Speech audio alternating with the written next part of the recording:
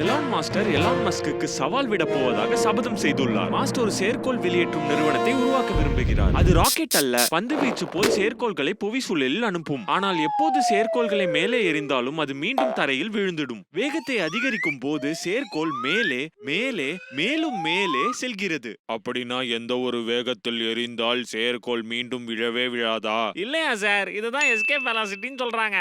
நான் உண்மையிலே ஒரு ஜீனியஸ். வெளியேறும் வேகத்தில் செயற்கோளை எரியும் ஒரு இயந்திரத்தை உருவாக்குங்கள். எலான் மாஸ்க், நான் வருகிறேன். ஆனா சார், வெளியேறும் வேகம்.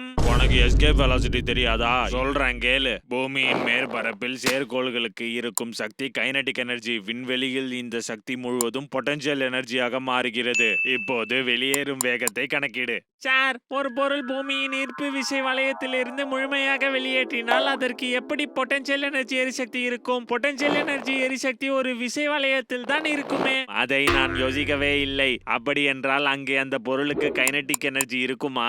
இல்ல சார், சரியான எஸ்கேப் வெலாசிட்டியில் எரியப்பட்டால் பூமியின் ஈர்ப்பு விசை முடியும் இடத்தில் அந்த பொருள் நின்றுவிடும். அதனால் அதற்கு கைனடிக் எனர்ஜியும் இல்லை, பொட்டன்ஷியல் எனர்ஜியும் இல்லை. அப்படி என்றால் இது எப்படி சாத்தியம்? சக்தி பாதுகாப்பு விதிப்படி அங்கே சக்தி பூஜ்ஜியம் என்றால் பூமியின் மேற்பரப்பிலும் சக்தி பூஜ்ஜியமாக இருக்க வேண்டுமே.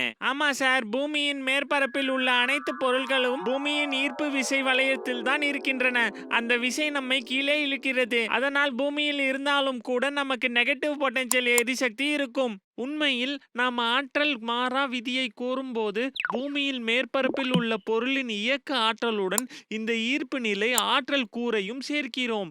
புரிகிறதா? எச் உயரத்தில் கைனடிக் எனர்ஜி பூஜ்ஜியமான போது புதிய பொட்டன்ஷியல் எரிசக்தி கிடைக்கிறது. பூமியின் ஆரத்துடன் ஒப்பிடும்போது எச் உயரம் சிறியது என்பதால் அந்த சமன்பாடு mgh ஆக எளிமையாகிறது. இந்த மாதிரி கால்குலேஷன்ஸ் வச்சு தான் இதை நம்ம கணக்கிட முடியும். ஆனால் பெரிய தூரங்களில் எச்சை புறக்கணிக்க முடியாது. பூமியின் மேற்பரப்பில் செயற்கோள்களின் மொத்த சக்தி என்பது கைனடிக் எரிசக்தி மற்றும் ஈர்ப்பு பொட்டன்ஷியல் எரிசக்தியின் கூட்டுத்தொகை. இந்த சமன்பாடு சொல்லும் எஸ்கேப் வெலாசிட்டி 11.2 கிலோமீட்டர் பெர் வினாடி. அது ரொம்ப அதிகமாக இருக்கே. நாம் செயற்கோள்களை பூமியின் ஈர்ப்பு விசையிலிருந்து வெளியே அனுப்ப வேண்டாம், வெறும் சுற்றுப்பாதையில் வைக்கணும். அதனால் எஸ்கேப் வெலாசிட்டியை விட மிக குறைந்த வேகம் போதும். நீங்க சொல்லுங்க, ராக்கெட் இல்லாமல் வெறும் எரிவதன் மூலம் செயற்கோள்களை சுற்றுப்பாதைக்கு அனுப்ப முடியுமா?